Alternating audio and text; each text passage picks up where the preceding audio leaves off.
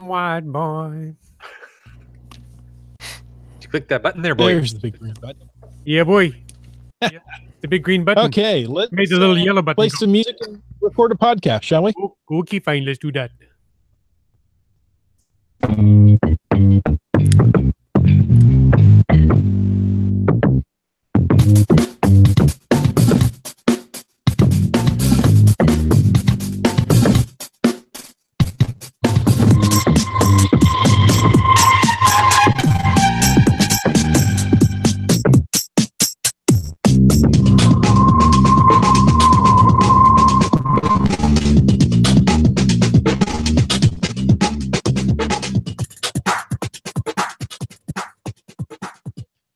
Well, you found us on a Thursday evening. Welcome to Caching in the Northwest. This is the only podcast dedicated to geocaching in the great Pacific Northwest.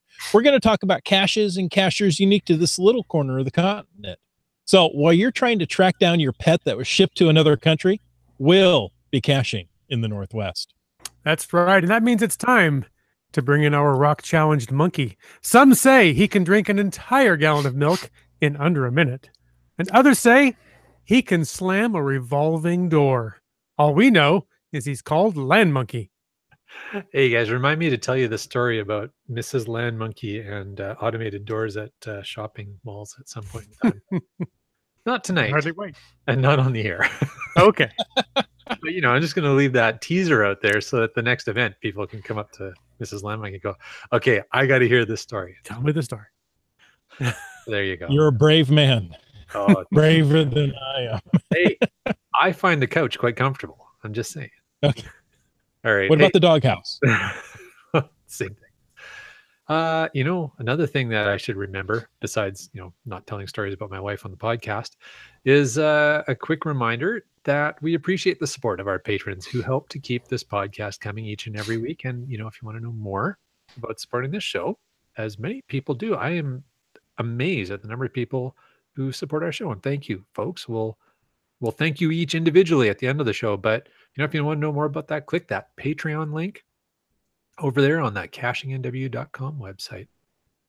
Please do learn all about it. We appreciate each and every one of them, and we appreciate guests that we have tonight. But first, before we get to our guest, we have to do our glow. That is our tradition to start our show with a glow. That's the geocaching log of the week. And this week's, it was submitted by CNW, it says. I think I've heard of CNW somewhere. That might be me. Might be. Might not be. I think it is. It's from a cache. It's from a cache called Tunnel of Fun, which is GC1EWZ9, and it was a log by Wrong Way Mommy. Let's get into this one. It says, having left the wilds of Spokane and North Idaho behind us, Blue Meanie and I were on a weekend adventure far from the demands of everyday life. Just he and I and all the trouble we could get ourselves into. Spots of no cellular zone, which sometimes is just what the doctor ordered, lazy nights in the hotel, and vigorous days adventuring. All the credit for the idea behind this trip goes to that man I love, quite possibly the absolute best Christmas present a girl could ask for, especially this girl. Busy days working, busy nights schooling, and 2 kids to boot, and I get a bit rough at the edges. Vacation bliss be mine, and I'm enjoying every second of our time together. I had I-spied this a couple years ago almost now and thought better of it. Part of that was because we did have adventurous kids with us who would have felt left out, but the bulk of the reason was that I am afraid of heights and claustrophobic. That being said, during that visit to this location previously, I would have been the adult and forced the kids to stay behind had I had the proper motivation behind me. The support system needed to face one's fears times 2 and be successful with it. My boyfriend had been talking about this one, for he had done it before and he knew my fears and I had been listening. But he was being nice and just talking, not egging me on, not attempting to make me believe I had anything to prove. This time, I felt ready as I was ever going to be. Sometimes all it takes is the right support to be able to face the demon on the inside and conquer it. He hopped over the rock wall and dropped from sight, and I about had a heart attack right then and there. Until he came up smiling, for he knew what he was doing and where he was going, and then it was my turn. Knees shaking and heart pounding, I followed him down to where I needed to be, making every effort to not only look down on the big down as much as was required to make a safe descent, with hardly a word being spoken between us. He knew without a single vocalization from me that I was scared to high heavens and he wasn't about to break my concentration. Before I even got to the actual cache to sign the log, I felt victorious and alive in a way that I didn't know I could feel. Standing just out of reach of the log required, I was grinning from ear to ear. I had conquered one, now to the other. Another determined feeling rushed over me as I made the final haul to get my name happily on that log, with sounds all around me and my blood pounding in my veins. I won't lie, I was white as a sheet and shaking like a leaf, trembling as it were, with my heart pounding like a drummer in a marching band. But I did it. Victory is mine. I beat that which was holding me back, and the feeling of sheer accomplishment is one I simply cannot put into proper words. Thank you, Blue Meanie, for the support that I was missing, and thank you, CO, for this amazing, jaw-dropping, and utterly invigorating hide. Wow, that's Wow. quite the story. Now I'm curious. It really is quite the story, isn't it? I need to Now, check that out. Oregon. Chris, you've done this one.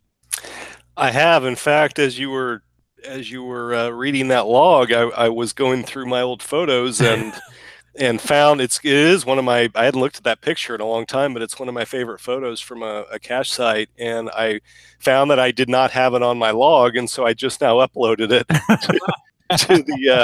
to my log for that cache. I logged it December of 2016. And yeah, that was a really fun one. I've looked at that cache, and it scares me just looking at the pictures. So What an interesting spot. I'm looking at some of the other folks' photos here now in the logs. That's an odd spot. Now, that's one way to put it. I've been to the spot. I've looked down. I was willing to do it.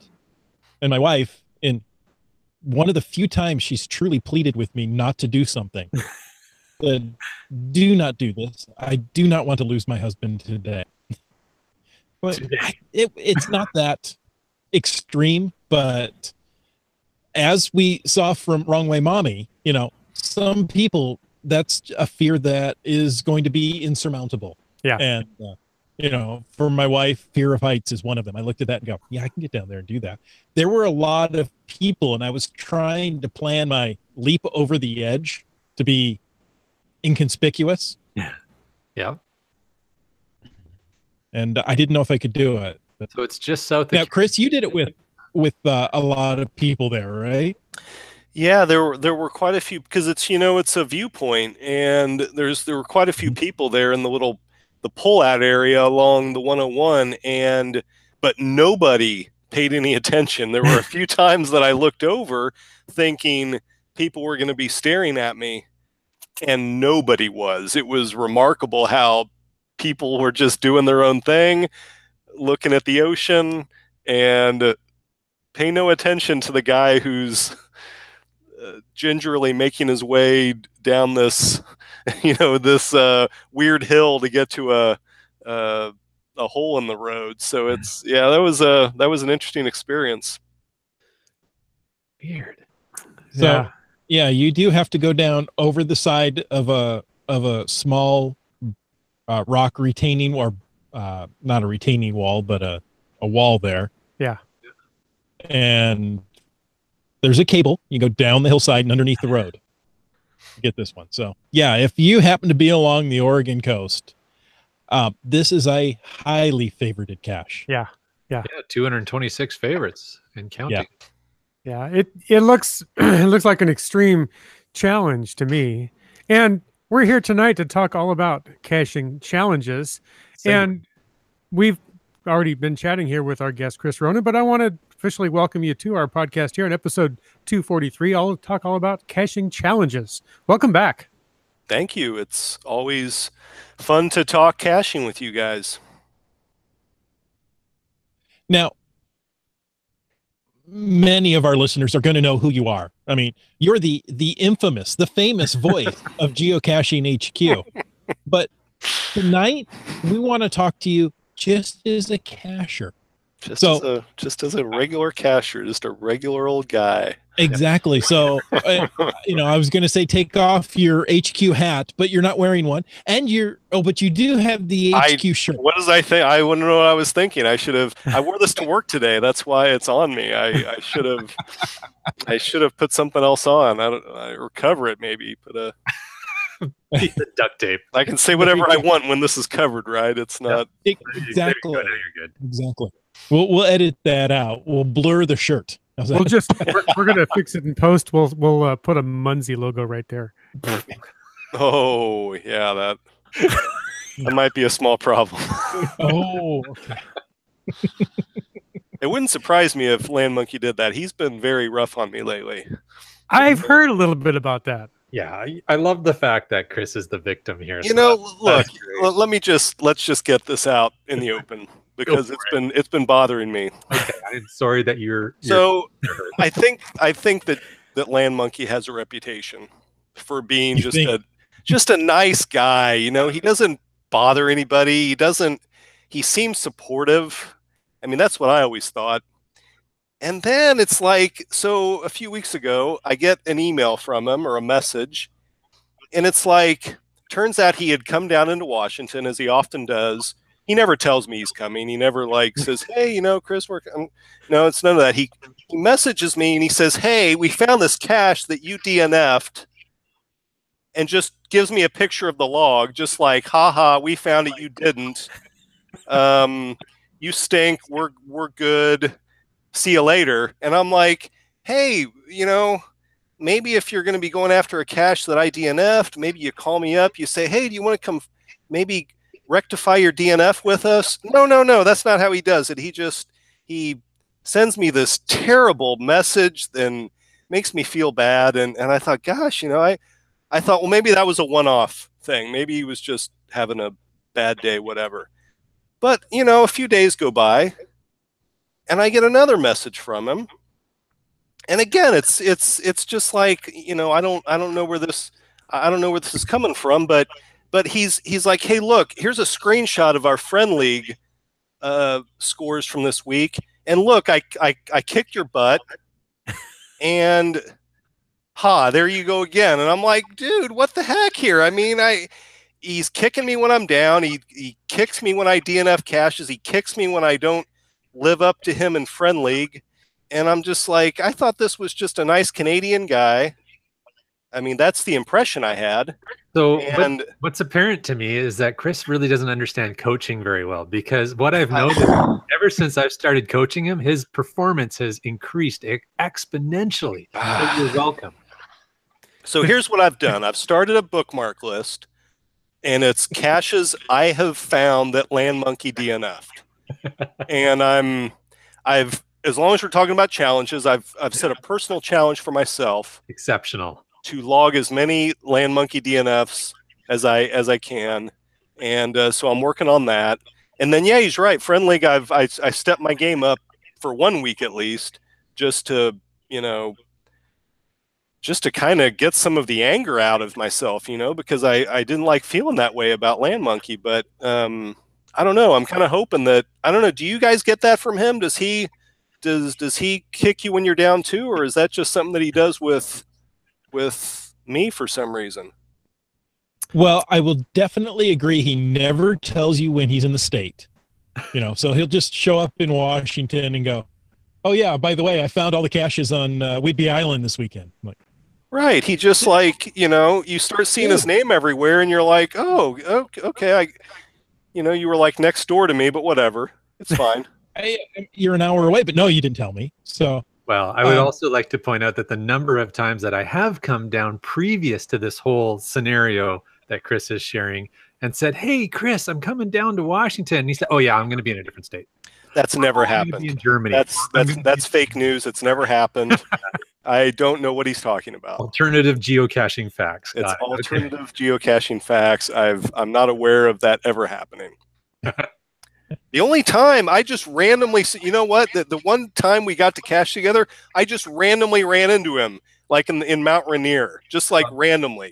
You know, how just hard I was trying to avoid you. I do know. It's Yeah. like here's the thing. So I was coming back home from the Tri-Cities Mega last year, and I'm going through Mount Rainier working on the Geo Tour, and we come upon this log, and we see Land Monkey signed it earlier in the day, and I'm like, he didn't tell us he was doing the Mount Rainier caches. So we made an effort, and we caught up to him, and he had to cache with us for a couple hours. It was like you could tell he didn't like it. I mean, he went along with it, but it was Mrs. Land Monkey's a lot nicer, and so she kind of was pretending that, at least doing a better job of pretending that she was okay with us being around. But Land Monkey was very, you could tell he was just humoring us at best. Does he say sorry at the end? What's that? Does he say sorry after he rubs your nose in it? Come to think of it, I think he did. Because do that's that. Is that something?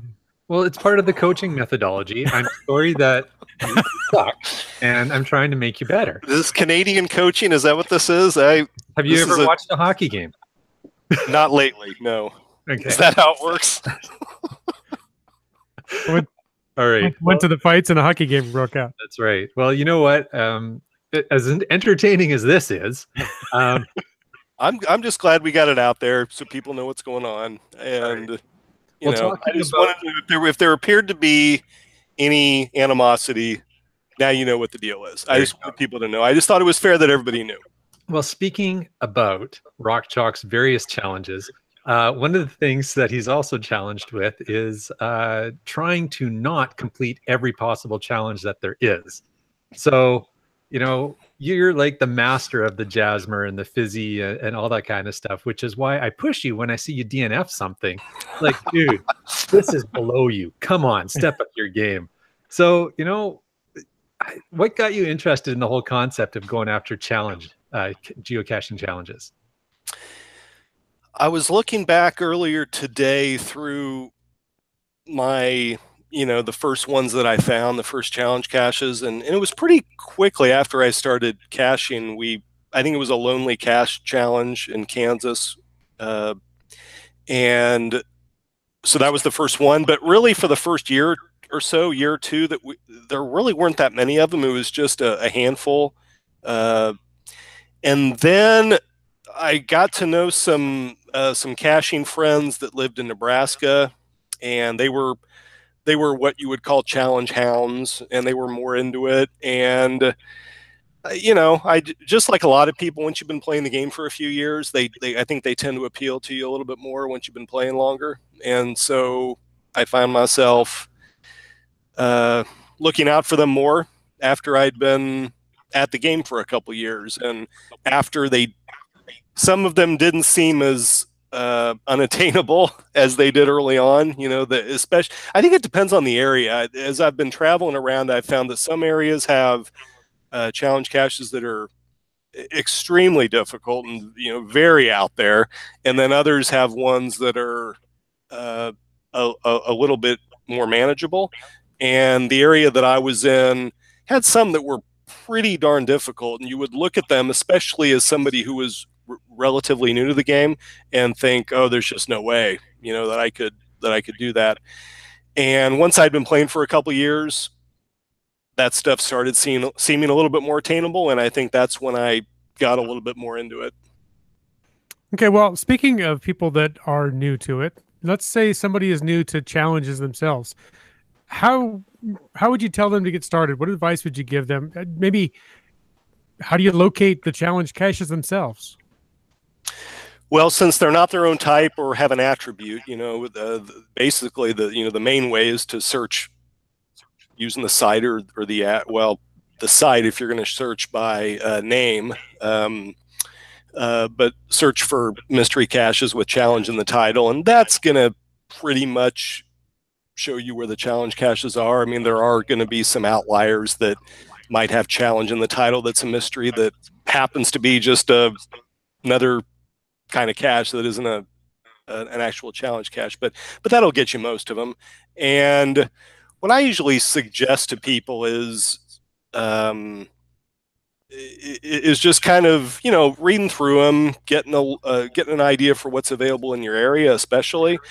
And like for me, one thing that I learned over time was that like for instance, something that I always tell people is one of the first things that I did in caching, one of the things that got me into it was that in Kansas, the state parks were having a geocaching. They called it a contest, but what they did was they had put multi-caches at all of the state parks around Kansas. And my wife and I ended up traveling around over the course of several months and doing all of them. So we traveled all over the state, but this was before we knew anything about DeLorme challenges or county challenges.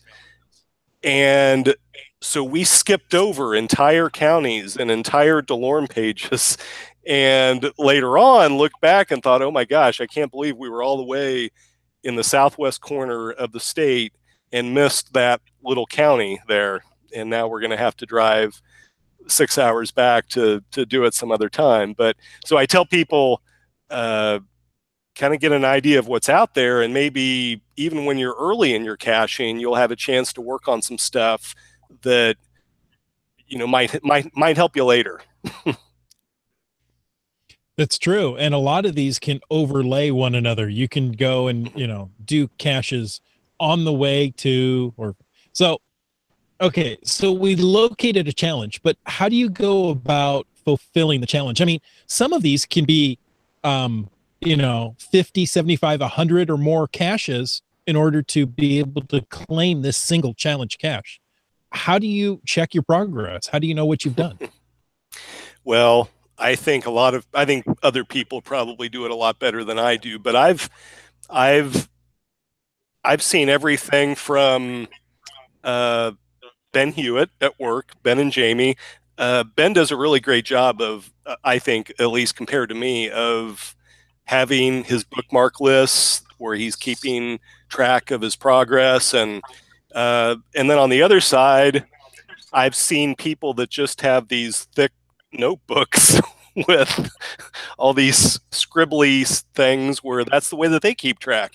What I found myself doing is, I've got a Google Doc where I've got a list of everything I'm either working on or stuff that maybe I've signed a challenge cache somewhere that I didn't qualify for, and it's something that I'm working on, and I try to regularly check that and see if I've made any progress, or before I go on a trip, for instance, like I went down to Texas a couple weeks ago, and I try before the trip to go through that list and say, okay, is there anything in this area that I'm going to be in that might help me with one of these challenges I'm working on? But to be honest with you, I still screw up sometimes. And I got back from that trip from Texas and I realized I had this bookmark list of, I don't know, 300-400 caches before I left for my trip. And I got a lot of them. I found a ton of caches, but I realized there was this one random one that would have helped me with some random challenge. And now I'm going to have to go to Idaho or something to find the next closest one for that. So I don't know. I'm kind of always on the lookout to see how other people do it, because I think I'm pretty 1.0 with my approach, and I think there's some 2.0 and 3.0 stuff out there that would be a lot more effective than how I keep track of stuff.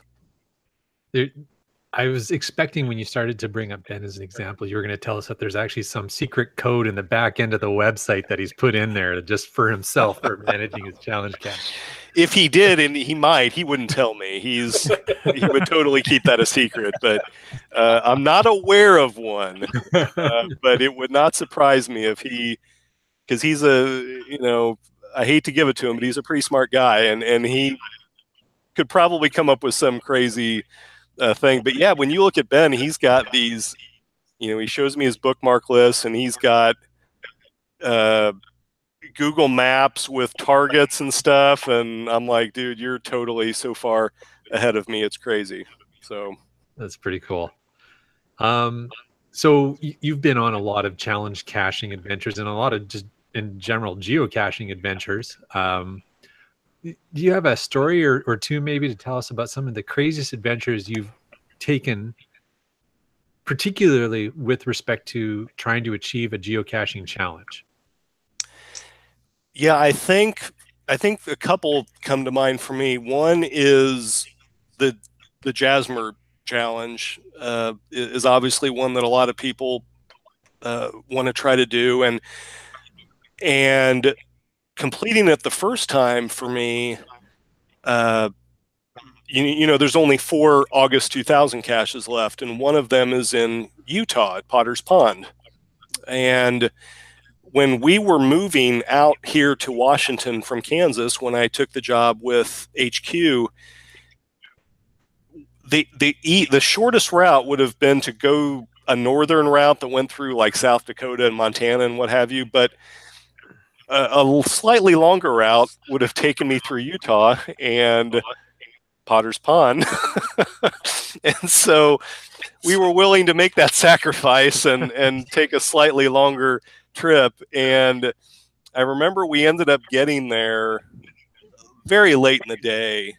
It was near dark, and we got to the parking space, and Rachel said, "I'm not doing this. You can go ahead and go." So she stayed in the car, and it had rained fairly recently, and it was kind of a wet, slippery. There's some downfall that you have to get through. At that point you had to get through, and it kind of ended up being a not super pleasant experience. But you know, it's one of those things where, you know, I can still remember us driving those dirt roads and hoping we could get there before it got dark, and again, just thinking we totally could have gotten to Washington faster if we were like a few hours faster if we would have gone this other way. But, you know, it was fun that we did it this way, and that enabled us to finish our Jasmer. So that was a memorable experience. And then also, after doing that, of course, being like a lot of us cachers, you think, okay, I've done it once, I want to do it another time. And so in order to get to 2, 3, or 4 times Jasmer, you have to be able to get those other August 2000 ones. And so, for instance, that's why I ended up going after the one in Sweden. And I remember that day, similar to Utah, we were in Stockholm, and Rachel said, I'm not going to take a bus and a train and a bus and walk a mile or 2 miles, because we didn't have a car. And yeah, it was a little bit of a journey to get out to the cache from Stockholm. And she said, I'm going to stay in Stockholm and do actual touristy stuff while you go off and do your crazy 4 times Jasmer thing. And so I did, and that was a fun little deal. Certainly a memorable experience. And same thing with then having to go to the one in Michigan. We made that part of a trip where we did Power Island while we were there, and then went off and did, is it Geocache 612? Is that what it's called in Michigan? I'm sure somebody out there is screaming at their computer going, I know what it is, you know, what is it? I know what it is, I know what it is. But I actually have it all. Yeah, Geocache 612. And so, again, I still remember that one because there was kind of a sandy road leading to it, and we were trying to figure out how far we could drive in our rental car and not get stuck. And then walking the rest of the way to get, so, you know, each one of those has a nice memory associated with it. And then the same thing with, you know, the other thing that I really like doing just personally is I like to see how many you know, how far I can go with my fizzy grid. And that's led me to some really fun adventures. And I think probably the one that comes to mind the most is, at one point I needed to get a 5.5 cache that had been placed prior to 2008 or something like that, and that led me down into Oregon to a paddle cache along some river, and it was just beautiful, and cache hadn't been found in a couple years, and so, you know, it's just fun stories like that, and nice memories that have resulted from pursuing these crazy challenges. Well, it sounds like it's been a lot of fun. And so for somebody that's joining us, learning about challenges, maybe for the first time even, now we've known, well, we've learned how to find them, maybe to do some searching and keywords and whatnot. But you mentioned Kansas and Texas and all the way to Sweden and even beyond into like Michigan and stuff. But if somebody wants to tackle some geocaching challenges, they learn about them, they say, hey, this sounds like fun.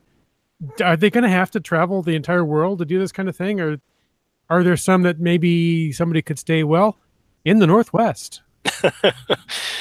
Well, that's what I was looking through my finds earlier today. I mentioned earlier, and I found that like the first few dozen, or at least a couple dozen or more, that I first found when I was living in Kansas, they were all in Kansas. I mean, there were plenty there that kept me busy, and I would have been fine continuing to do those. But it's what I've found is it's more when you start to get a little bit crazier about it and a little bit out of control, like I have, that ends up pushing you into doing. I mean, for instance, if you decide I want to max out the Jasmer grid, well, you're going to have to go to Sweden. That's just all there is to it. But if you want to do the Fizzy grid one time, you can totally do that within the Northwest. And so some of those classic things, like, I think when I think back for me, when I first started, the classics are, I want to go on a streak for a year, for instance, or I want to finish the Fizzy grid, or I want to find, a great thing for Northwest people is I want to find X number of old caches, because the Northwest is a gold mine of old caches. I mean, I remember, well, it's funny, I say that coming from Kansas, where we have the oldest active cache in the world. But when I first moved out here, I was just like, oh my gosh, there's like 2001 caches. You practically trip over one every day. They're just all over the place. So I think it kind of depends on where you live. And I think being in the Northwest, we have a really nice advantage here to have a lot of old stuff, a lot of interesting Fizzy combinations that will help you finish your Fizzy grid. You can make a lot of progress on the Jasmer grid here in the Northwest, just because the game started out here. So I think that you'd be hard pressed to find a better place to be than the Northwest to work on some of those classic kinds of challenges. Amen, brother. But you're going to have to go to Kansas to get that oldest one. You're going to have to go to my old stomping grounds. That's true. That's true. And even, the much hated Michigan, since I come from Ohio, we're not allowed to go into Michigan. I would, just to be able to complete that challenge. I'm sure if he was here, Daryl W4 would take issue with you. It's okay. He doesn't listen to this Only podcast, so we're good. Yeah. He was supposed to join us last year when we went to Power Island, and unfortunately he got ill, or maybe his wife got ill, and unfortunately he couldn't join us. But yeah, that was, again, largely driven by challenge craziness, wanting to get Geocache 612, and I think that got us to triple Jasmer, in May of last year. And then maybe that was the fourth. That might have been maxing it out. But I think it was, because we were in Sweden in April. So yeah, that Geocache 612 was the last one that we needed for the fourth Jasmer. So very cool. It's cool, but it's ridiculous. I'm the first one to admit it's absolutely ridiculous. I remember that, and I mentioned that I'm absurd about the Fizzy grid. And it's kind of the gift that keeps on giving for me, because you can just keep going. I mean, and I'm not doing it to pursue any kind of a challenge cache. I mean, because there's nothing that I'm aware of for filling your Fizzy grid 50 times, but that's the silly stuff that I try to, and that's the thing. The other thing I kind of tell people is, just, even if don't restrict yourself to just setting goals that are tied to a challenge cache. I mean, you can set crazy goals for yourself, or fun stuff that makes sense to you that might not be tied to an actual cache. And I've done that quite a bit with the Fizzy grid. It's just something that's fun for me personally. And And I've met other people that have other stuff that's kind of fun to them, and they like to, you know, see how much they can find of a certain cache type, or how many old caches they can find, or whatever. They just set those kind of goals for themselves that don't necessarily have to be tied to a challenge cache that's out there too. So, that's something that's also there to keep in mind. That's a good point. And I think even if you're not going after a particular challenge cache, for some of the more common things that people perceive as, scoring challenges, or however you want to look at it, in to keep the game interesting, Project-GC has some great tools in there for helping you plan where to go after those caches. We use that quite a bit, because it'll check your stats and say, oh, well, if you're trying to do your second round on your fizzy grid, here's the caches in Washington or in BC that need to be on your radar. So yeah, that's a great point. It really is a fantastic site, and I've probably only scratched the very surface of what's available there. In fact, I remember I was at Ben's computer a few weeks ago, and we were talking about something, and he said, "Oh, you can look that up here on Project-GC," and he, goes drop down menu, looks at this, and I'm like, all right, I had no idea that was there. So, and last year when I was in Sweden, I got to spend some time with Magnus, who runs that website, and I asked him, what do you think is the best feature of this site? And he started talking to me about their virtual GPS feature, and I kind of laughed. I said, I hate to admit this, but I have no idea. I've never used this before, so I'm going to have to go home and play around with this. So it's a great site, and certainly if you find yourself getting involved in challenge caching, it's indispensable for sure. Mm-hmm. Yeah, it also has challenge checkers. And if you're a premium member, it will run those automatically for you and tell you, oh, by the way, you qualify for all these. Go find them. Yeah. So that's really nice. Now, I just see here in the chat that Three Hams says he's one cache shy of a double fizzy. So watch out. He's coming for you there. Right. That's awesome. That really is cool. I mean, I distinctly remember the first time that I finished my fizzy grid, and I met a guy who at that time said that he was working, I think at that point, on his 30th fizzy grid. He was trying to loop it for the 30th time, and I remember saying to him, "You are absolutely insane. Why would anybody have that? That's such a crazy goal. I mean, I can't even imagine." And of course, 3-4 years later, I'm just as ridiculous as he is. So that's super cool. I mean, I love hearing about people finishing their first or their second or whatever. I mean, it's and like I said before, it's the gift that keeps on giving. You just keep going with it, which is part of what I really like about that particular challenge. I was just amazed when you said, "Oh yeah, I'm working on my 47th." I'm like, what? That's not even realistic to me.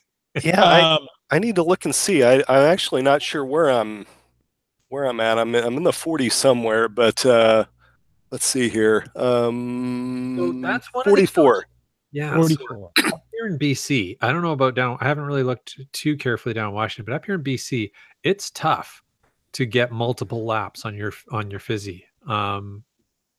The bulk of the caches tend to just be, well, and I think that's anywhere. The bulk of the caches tend to be sort of the lower, or the upper left-hand quadrant of the grid. But when you're trying to look at that lower right-hand, there's some combinations that just are really, really rare, and they're hard to find. Yeah, that's true. And one thing that really, well, I think back to kind of some of the tools that I've ended up accumulating because of my fizzy obsession, and the biggest one is the kayak. I mean, that certainly made a huge difference for me, because T5 stuff was really not something that I thought much about until I got a kayak, and so I've become a lot more experienced with that because of. But it's funny, Jay. I think I emailed you a few months ago, and I asked you about that area. What was it? Was it north of Victoria or something that had a lot of 1 difficulty 3.5 terrain caches, or it was some weird DT combination, and there's a bunch of them in this one particular spot, and it's just one of those, for me, a more rare combination. Okay.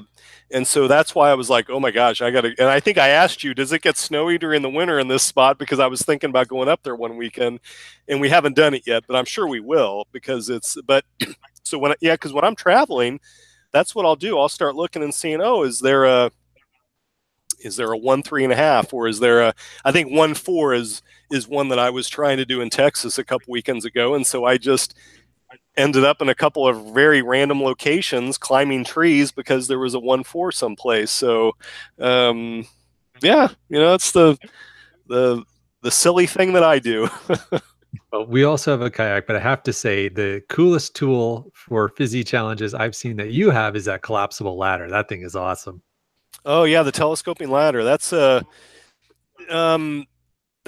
that I first bought when I was living in Kansas, because there were a lot of caches in Nebraska and Iowa in particular where you really needed a ladder. And the other thing you really needed there was a pole. There were a lot more caches that were like hangers that were up in trees that you would need a pole to fish down. Okay. And the other thing that really came in handy in the Midwest was what was the official name for them? It was like I don't know. I'll look it up. It was something that helped you get up into trees, and hunters use them to get up into deer stands. They essentially creates a ladder for themselves with these. Gosh, I gotta look it up. It's thinking of a tree strap. You put it around the tree, and you can pull yourself up with it. But something like that, yeah. But so yeah, it's kind of funny how it kind of depends on the region. I mean, there's certain areas where different tools are more indispensable than others. I mean, I got out here and I've hardly needed my pole at all, whereas if I'm going to be in Nebraska or Iowa, I better have it with me in order to get certain things. Whereas you're not going to need your kayak as much in Nebraska or Iowa as you do out here in the Northwest. So just kind of that's kind of one of the cool things about the game, is that the tots are going to vary depending on where you are. Good point.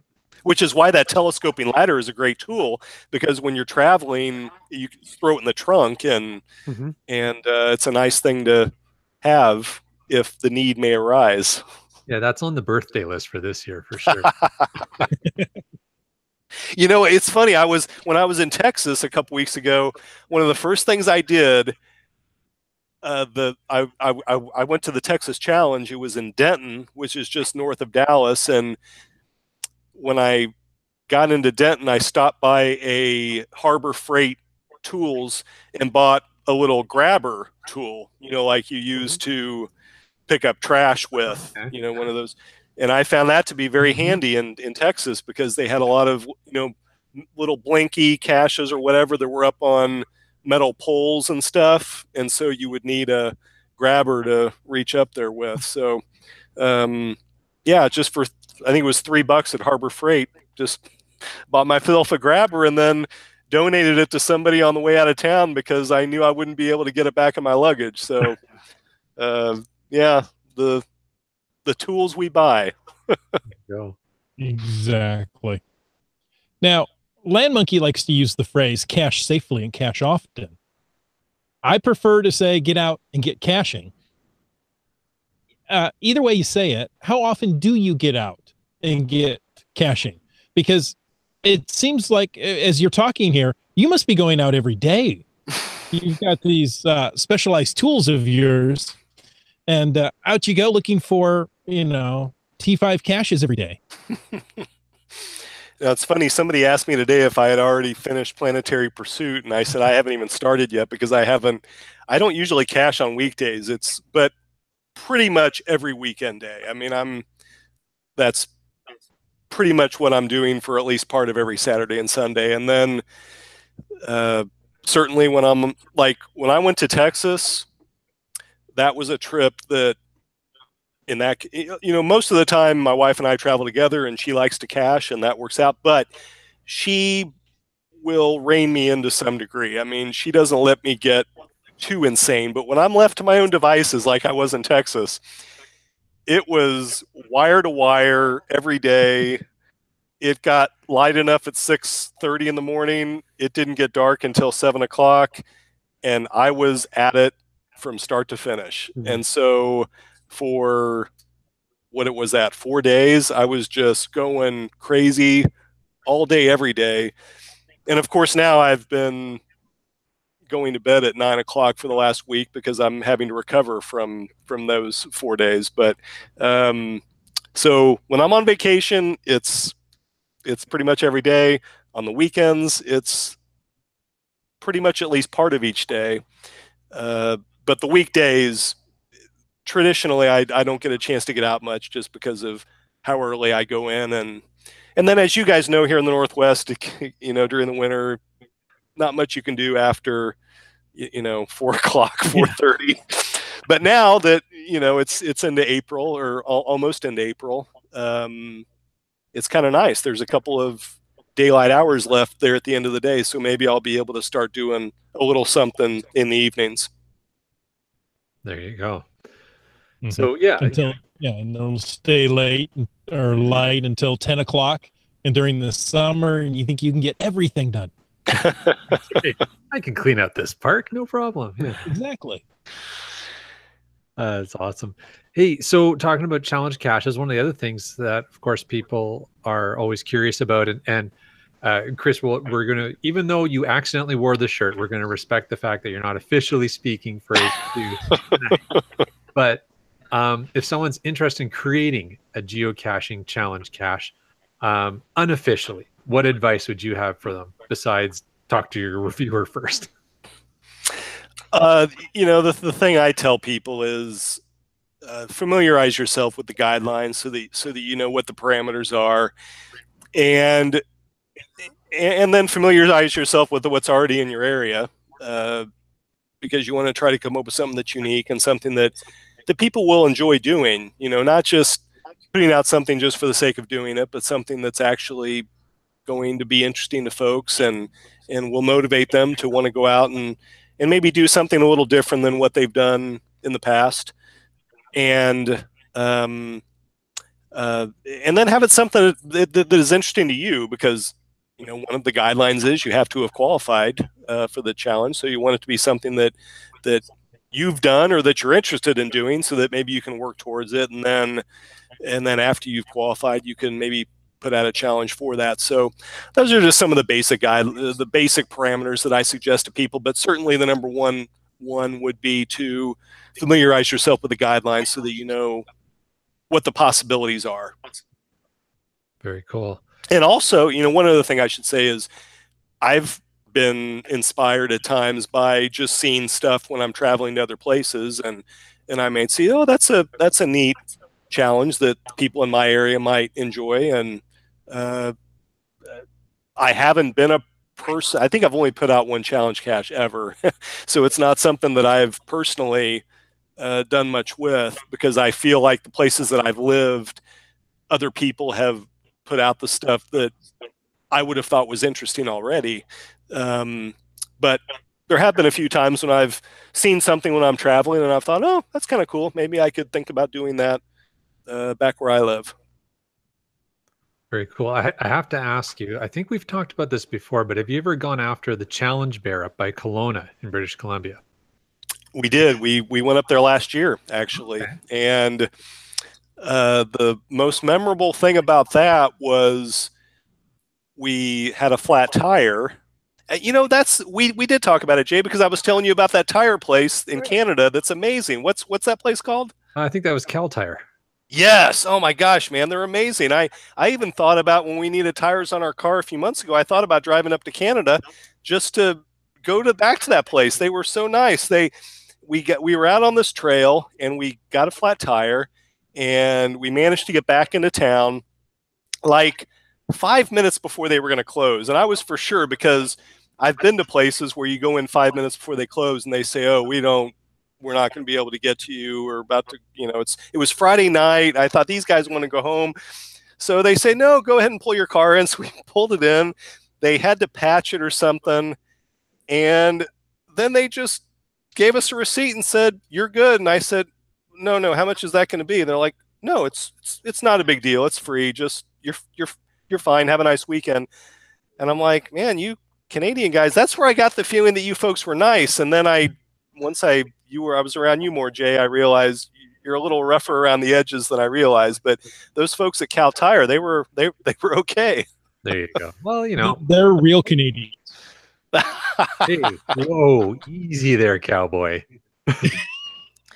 I think I even thought about asking you if you would want to go to that, Jay, but then I saw you'd already done it. So yeah, we did that, and actually a few of the folks in the chat tonight have done it as well. I've been talking about that, but yeah, if folks are thinking about coming up to British Columbia, and you love challenge caching, that's definitely one to check out. It's a great set of FSRs, Forest Service roads. Mm-hmm. Bring a spare tire, I guess. But and the caches are generally fairly straightforward to find. There's nothing like super difficult about them. But what's difficult is making sure you qualify for all the caches before you go after them. Yeah, it's actually, it was a pretty attractive area, and we were there I think we were there in July maybe, or it was in the summer. It was very pretty. It's a very nice spot, and it's not too terrible of a drive, so coming from here in the Seattle area. So certainly if you're further north, it's even easier. So yeah, it's one I would recommend to people. There you go. Awesome. Well, we're going to invite you to stick around, Chris, to talk to us in the after show, if you don't mind. Sure. That works. Yeah. Awesome. And we're going to start wrapping the show up. So the first thing we want to do is thank our faithful Denali level supporters. That's Bounce Bounce, Team Squirrel, and WorldCaching.com. Thank you guys very much for that Denali level support. Folks, if you want to know more about supporting the show, make sure, as I said before, you click that Patreon link on the CachingNW.com website. And now, the moment that no one's been waiting for, unless your name is in the 20 people that I'm about to read, is thank you to all of our supporters. Guys, we just, we say it every week, but we really, really appreciate the fact that you invest in us and helping us to make sure we can put this show on every week. It really means a lot to us. So thank you, B Pendragon, Broncos Fan for Life, Sprouter, Camp Clan, Tick Magnet, Kev Mac D, Subway Mark, Doramore, Dune Buddy, Kid Vegas 19, Geo Nav Pros, Wino Seattle, Acrodoc, OBX Geek, Billy Robson, Nice, Antaeus, and Keats 94. Thank you, every one of you guys, very much. Bravo, bravo. Well, as you mentioned, we're bringing this episode to a close, but maybe between now and next week, people might want to reach out and get in touch with us. So we'll let our guest go first. Mr. Rock Chalk, how would you like people to reach out and connect with you? Oh gosh. Well, I've been ashamed of it a few times. I tell people I'm on Instagram, and I am, and Twitter, and you can check me out there, but I'm hit or miss on whether or not I'm good about posting photos and stuff. But if you're going to find me, it's at Chris Ronan on Twitter, and then Geo Rock Chalk on Instagram. There you go. I definitely would encourage people to follow your Instagram there. Maybe it's not consistent posting, but when you do post, it's always something interesting. Well, thank you very much. Well, how about you, Land Monkey? Yeah, so for us, Twitter, Instagram, and Periscope, it's at LandMonkeyGC. We encourage people to follow us as well. And, if you're looking at Facebook, we're Team Land Monkey, and on YouTube, well, just look for LANMONKEY, Land Monkey on YouTube. And, of course, the blog is landmonkey.blogspot.ca. Wits End, my friend, where do folks find you? I'm here, there, and everywhere. I'm more of a social media consumer than a creator, but I have been known to throw a few things out there.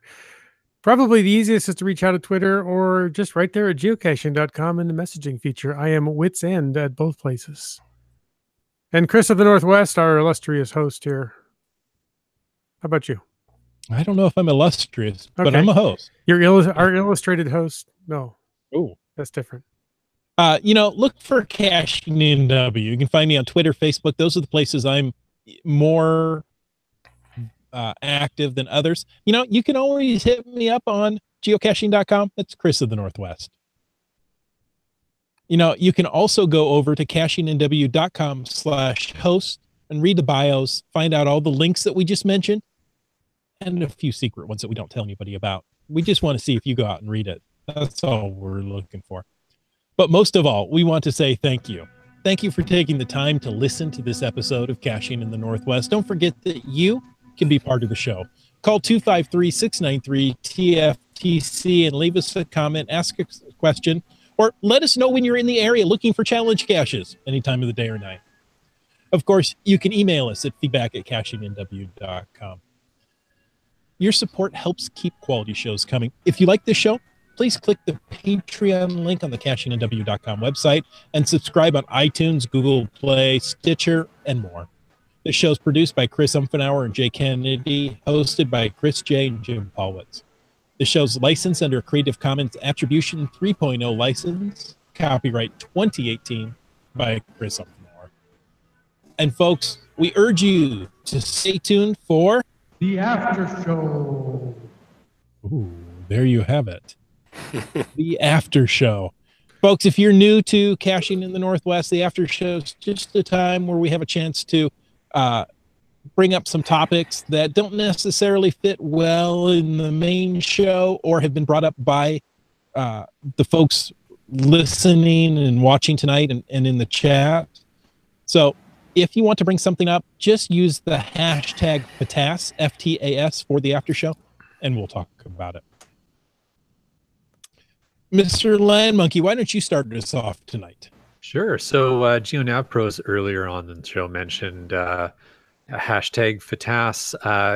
It was slightly misspelled there, but I know what he was going after. It's the BC CacheCon 2018. So if you haven't heard of this event yet, it's GC7KFRR. Kentucky Fried Railroad. Kentucky Fried Railroad. Yeah. I'm pretty sure that's pretty much everything you need to know about the event. Okay. But check out that page or that event page, GC7KFRR, or you can go check out our website at what is it? It's bccachecon.wordpress.com. And what we're doing is we're putting on a pretty cool event in partnership with the city of Richmond, and we're going to have, it's kind of running like a convention. There's going to be breakout speakers and topics on identifying plants and trees, on getting started for geocaching for folks who are new to it. There's going to be some advanced geocaching topics. We're going to have wilderness first aid taught by an actual first aid safety guy. We're going to have the Vancouver Photography Club is coming to teach a session on how to take better pictures when you're outdoors. So it's going to be a great time, a fun day. We're going to have vendors set up. We're going to have all kinds of cool and crazy stuff, and just invite people to come out and really enjoy the day. That is Sunday, May 6th.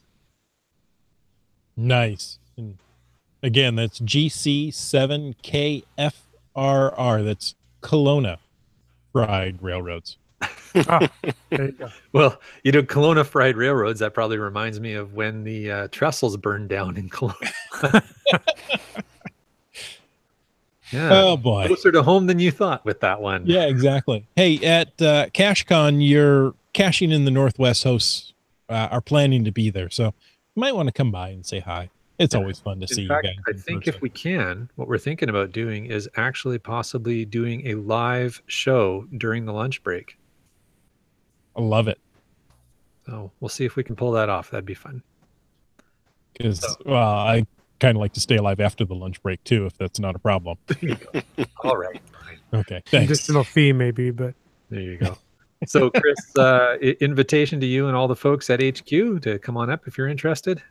I will spread the word. I will be in London that day, actually. Awesome. Yeah, so I have a good excuse.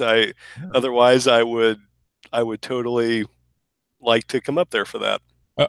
Okay, what challenge cache are you going after? There's a reason you're going to London. You're just not vacationing.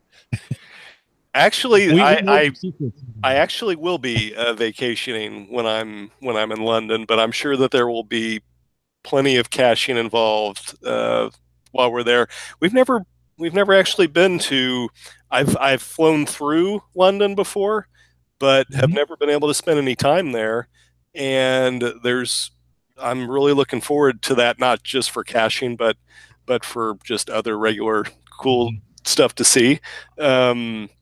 Yeah, so we're looking forward to that adventure. Very cool. That's Nice. fun. I spent a couple of days in London, and it was quite interesting. I will tell you this: the closest I've ever been to car sick was driving in, or actually riding in the passenger seat in London. Just something in my brain said I should have a steering wheel in front of me. And there's no way you should be able to make these corners the way you do. And it's just, I actually did better in the back seat than I did in the front. We have this awesome home movie that we took a lot of video when we were first married, and we were traveling through Europe and spent almost a week in England. And we're up north in the Derbyshire area, and I'm driving a Standard. And Laura's got the video camera, and she's filming me, and she's asking me questions, and it's just like this. I'm just focused on the road and what I'm doing. I'm like, yep. Yep. Yeah, we have no intention of driving while we're in London. I'm taking the bus and the train anywhere I need to go. When we went to Ireland about 10 years ago, we did rent a car, and it was my first time driving on the left side of the road, and it was actually kind of fun, but I was very worried about it going into it, and then it turned out I kind of felt like I got the hang of it pretty quickly, and everything worked out for me. But I have no intention of trying to drive in London itself. That would be, not a good ending for me, I don't think. Well, that's the beauty of cities like that in Europe, is you really don't have to drive. Like, their transit systems are so amazing that you really don't need to do that. But Chris, I noticed over in the chat here, for a challenge cacher like you, it looks like the Church Micro Challenge is one that's being voted. Yeah, oh my gosh, there are so many Church Micros. It's crazy. Yeah, I've heard a lot about that for sure. Yeah, I remember when Mark used to do his geocaching podcast, I'd always be hearing about the Church Micros. What's the railroad or yeah, I know. I can't come up with the word. Series that they have that Subway Mark was trying to expand that into the US. I'm trying to remember what it's called. Exactly. I can't come up with it. All railroad related. Railroad, rail stops. Yeah. Something. Yeah.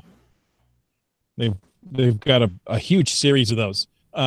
And it's kind of this loose sidetrack, the sidetrack series. Thank you, Brylang and Dora Moore. I knew if I just mangled it long enough, somebody would come up with the right answer. Just keep struggling for a while, and people get tired of it. Yeah, exactly. Yeah, yeah, we just get it right. Okay, we'll give them the right answer if you'll be quiet. The sidetrack series is a pretty loose conglomeration of railroad related caches, and from the ones I've read, I was like, I've got to go see these look incredible. Right on. I'm going to jump one of the FATAs we have here, because the next one, I noticed Rock Chuck, you had a response to 3 Hams and a Rose on it. He said, you want a T5, check out, I think it's pronounced Cleewax Lake in Oregon. He said, each year the local cachers publish 15 to 20 T5 caches with multiple difficulty ratings, all requiring a kayak. And then they archive and republish them the next year. And Chris, you seem to be familiar with those ones? Yeah, it's a beautiful lake. Honeyman State Park, which is not too far north of Coos Bay. They're kind of in southern Oregon along the coast. Just a beautiful lake, and yeah, there's caches all along the shoreline of the lake, and you just paddle up, and they're usually in trees and what have you along the shoreline. But uh, it's a great deal, or it worked out really well for us because uh, we take my hard shell kayak, and then we have a inflatable that we'll take that Rachel uses, and so the way the lake works is there's a couple of branches to it. So I would go up, to the top of each branch and come back down, and there's caches along, as you're going up and then coming back down. And, Rachel would just kind of paddle around, not going all the way to the top, and just kind of wait for me to come back and then go up the other arm and then come back down. And so but it's just really beautiful. I really enjoy it there. So yeah, that's a place I would very highly recommend to people. Sounds like you need a couple of days to do that. You could. I I tend to do it in a day just because I tend to plow through stuff. But yeah, the more leisurely thing to do would be to take your time and spend a weekend. And they've got plenty of camping opportunities there too, which we've never taken advantage of. We usually stay down in North Bend or Coos Bay, but they do have camping there, and there's each time I've been, there's been plenty of folks that are doing that. And then there's also hiking trails there in the park, and there's caches on the hiking trails. So yeah, there's if you only want to find some of the kayaking stuff, or maybe you want to find all of it and then do some of the trails, yeah, it would be a really fantastic weekend. Sounds like a great hashtag geocache road trip to me. Right. And then I'll tell you what, it's not just that lake, but then there are rivers and other lakes there along the coast. I had a little bit of a, probably one of my scarier caching experiences there last year. There's a river not too far north of that state park that I had been on the previous year and had no problems. And this time when I went on it, I happened to be there when the tide was rushing out into the ocean a little faster than I thought it was. Oh, okay. And I was paddling along, and I wasn't even having to really paddle because the current was moving fast enough where I was just kind of like, oh, this is great. I'm just kind of not even having to work. This is awesome. And a couple of times I turned around and just to make sure I could paddle upstream, and I could, and I thought everything was fine. And I was coming up to this point in the river where there was a huge tree that was across the width of the river, just this monster tree that had fallen years and years, it'd been there forever. And I remembered it from the year before. And I see it, and I'm like, okay, when I get up to it, I'll just, kind of put my hands on it and duck under it, and which is what I had done the previous year. Well, I got up to it and put my hands on it, and the current was running so fast that I just like slid. It just went, the kayak kept going. And it was this, and so right there in that moment, I basically capsized, and I had my right leg in the kayak, like holding on to it to keep it from continuing on a journey that would have ended in the Pacific Ocean. And I was like, I had my arm on the tree trunk, I had my leg in the kayak, and I just had this moment of, oh my gosh, what am I going to do here? And Rachel would kill me if she saw this, but she was back in the parking lot in the car reading a book, waiting for me to come back, blissfully unaware of what was happening to me. And I was just like, okay, just take a breath, think about this for a second, figure this out. What do you need to do first? And so I'm like, okay, is the paddle still here? Yes, it is. It's still in the kayak. I reached down, put it on top of this big tree, And then I was like, I've got to figure out a way to get this kayak up out of the water so that I can get it up, flip it over, get the water out of it, and have some chance of getting back into it. And anyway, long story, I ended up managing to do that. I had a pair of boots that both were lost. I have no idea where they are now. But it was a very scary deal. And I just wrote a blog post for the geocaching blog about paddle caching, and it'll publish here in the next few weeks or so. But that was one of the stories that I alluded to about just being very aware of safety when you're out kayaking. And I think I'm aware of it, but sometimes you're reminded that nature always has the upper hand. So as much fun as I've had on lakes and streams, I've gotten myself into some stupid situations on a couple of rivers. So the moral of the story is stay on that lake in Honeyman State Park and don't do anything stupid on rivers like I do. I think Graham said that's possibly the Siuslaw River. That sounds familiar. I think that may be the case. All right, there you go. Okay, so don't do that. Yes. Would I say not as I do? Yeah. Okay, got it. That's right. That's right. We did skip over a comment. I'm going to go back to it. A hashtag Fatas from Keats. Keats94 said it's day 169 of his finding streak. He's really enjoying seeing new caches getting published. I guess it always helps when you're on a streak. He's trying to hit 366 days.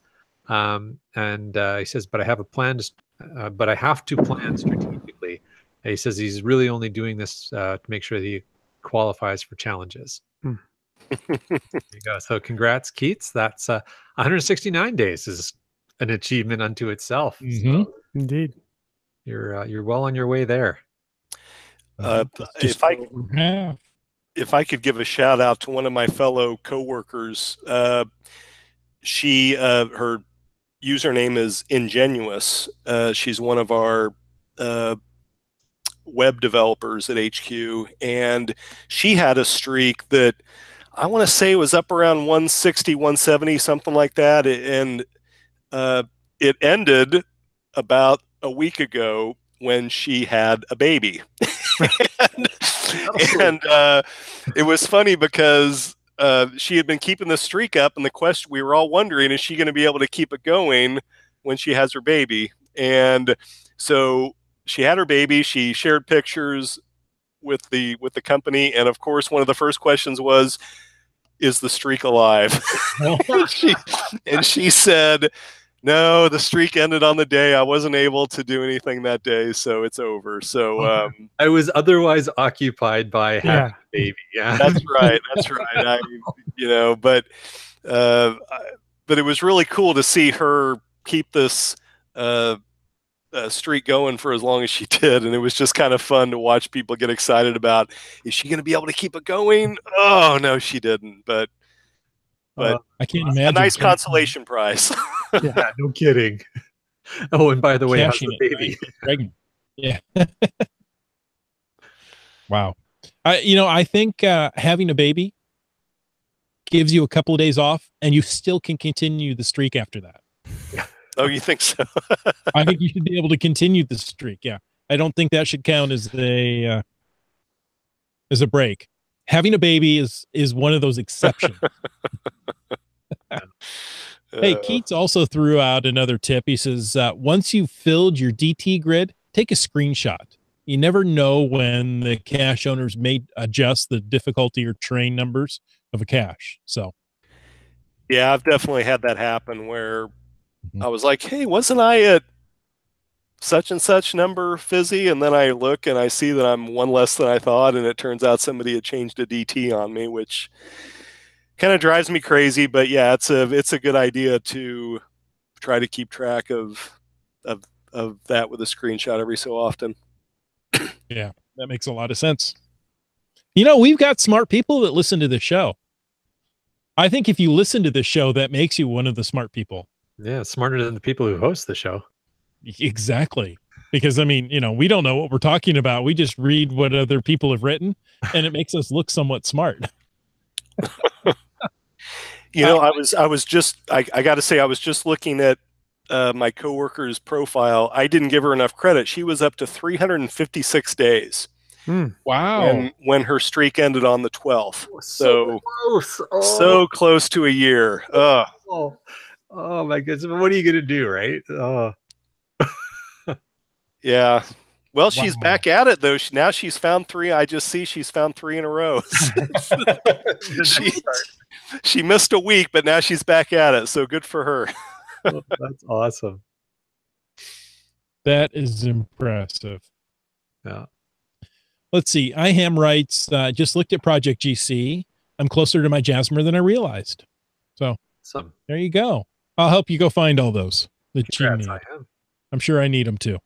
There you go. There's always virtual caches. This is GeoNav Pros. She could be doing virtuals. Oh yeah, bounce in the chat. I skim read what he wrote, and I was like, did I understand that? And I did understand it correctly. He says, I've had someone ask me to change a difficulty on a cache to help their stats. I'm like, wow, maybe not. Oh dear. Well, and IHAM says, as a cache owner, I've had to change the terrain rating on one of my caches. After about 10 years, there was too much overgrowth. Okay, so yeah, I guess I can see that if it was like something significant happened to the area and it changed dramatically, I can understand that, but it'd still be kind of annoying. Right. That happened. But that's one situation that IHAM's talking about. But what Bounce is saying, when someone says, hey, I just need to fill a spot on my grid, can you just just adjust that for me? Then you can put it back. Yeah. Right. No, I'm not going to do that. Oh my goodness. Well, I'm speaking for Bounce. Yeah. Well, I assume that's what he's going to say, but I'm not going to put words in his mouth. There you go. Awesome. Well, that's what do you guys think? We've pretty much tapped out the subject matter there for tonight. I think so. Yeah. Chris, thanks again for being on the show. I mean, not only do you have this incredible wealth of geocache finds, but your multiple completions of challenge caches are very impressive. And as a result, you got some really good stories. Yeah, that's true. The stories do tend to pile up over time. And we're glad that you're still around. As am I. Yes, I have put myself into some situations that were not the smartest, but I'm still standing, and I've gotten slightly smarter over time. So, is this going to be one of those podcasts Rachel isn't allowed to listen to? You know what? She actually messaged me about an hour ago just with a couple of exclamation points. That's all it said. So I have a chat later. Okay. So I think we're going to be having a talk later.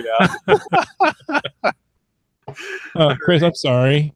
I didn't want you to get in trouble. Oh dear. Awesome. Maybe she's looking to buy you a new pair of boots. There you go. That's got to be it. I'm sure that's what it is. That's what it is. Well, Chris, thank you so much for joining us tonight. It was great talking with you. Some great stories. Always great having you here. Always fun to be with you guys. Folks, until next week, get out and get caching in the Northwest.